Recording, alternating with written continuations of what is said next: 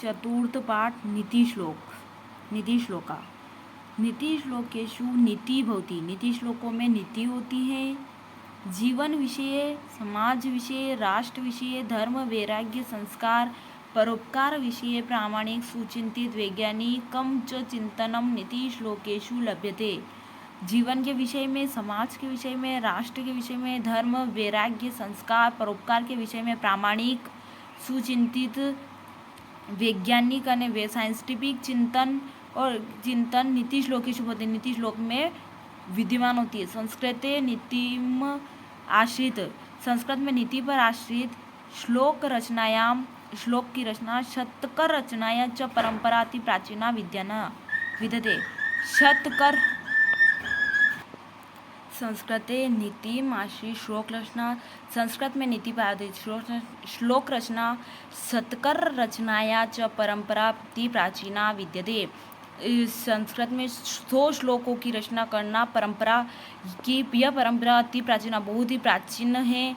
वस्तुतः अल्पे शब्दे महनीय भावनाम उदात्त विचाराणाम श्रेष्ठ विषयाणाम च महत्वपूर्ण विवरणम नीति श्लोकेषु लभ्यन्ते। वस्तुतः वास्तव में अल्प शब्दों में बड़े भावों में उदात्त विचार, श्रेष्ठ विचार च महत्वपूर्ण विवरण नीति श्लोक में लभ्यते प्राप्त होता है। नीति श्लोकों से हमें प्राप्त होता है। अर्थागमो नित्यमरोगिता च प्रिया च भार्या प्रियवादिनी च वयश्च पुत्रो अर्थकारी च विद्या षड जीवन लोकस्य सुखानि राजन। अनुवाद है इसका, हे राजन, नित्य धन का आगम हो, निरोगिता हो, भार्या प्रियवादिनी च पत्नी प्रिय हो, प्रिय बोलने वाली हो, वयश्च पुत्रो अर्थकारी वाली हो, आज्ञा का पालन करने वाला पुत्र हो, और विद्या षड जीव लोकस्य सुखानि राजन, और धन का संग्रह करने वाली विद्या हो। ये 6 संसार के सुख हैं। संसार के 6 सुख कौन से हैं? नित्य धन का आगम हो, निरोगता हो, पत्नी प्यारी हो, प्रिय बोलने वाली हो, आज्ञा का पालन करने वाला पुत्र हो, धन का संग्रह करने वाली विद्या हो। ये 6 संसार के सुख हैं। अयुक्तम स्वमीनो युक्तम नीचस्य दूषणम अमृत रावे मृत्यु विषम शंकर भूषणम। युक्तम स्वामीनो, इसका अर्थ हुआ समर्थ व्यक्ति के लिए। अयुक्तम स्वामीनो युक्तम नीचस्य दूषणम, समर्थ व्यक्ति के लिए अनुचित भी उचित हो जाता है, और उचित व्यक्ति के लिए, नीचे स्तर के असमर्थ व्यक्ति के लिए उचित भी अनुचित हो जाता है।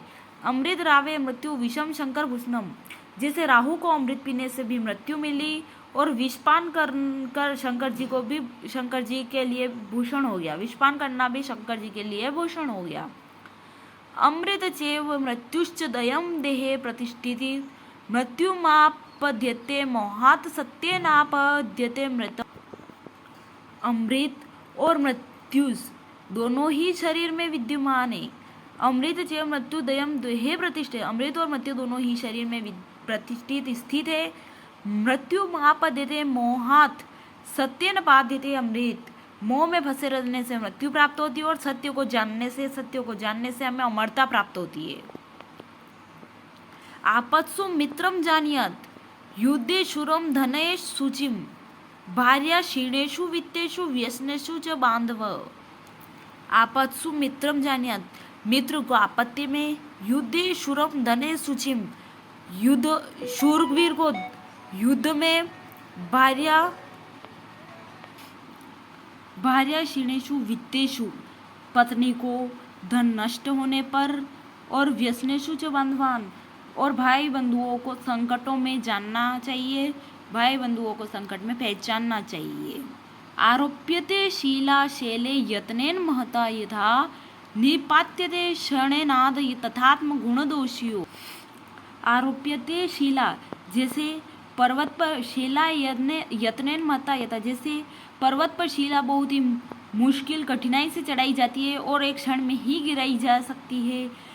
निपात्यते क्षणेना तत्मा गुण दोषो, उसी प्रकार प्राणी गुण और दोषों में ग्रहण करता है, अर्थात गुण कठिनता से और दोष वह आसानी से ग्रहण कर लेता है।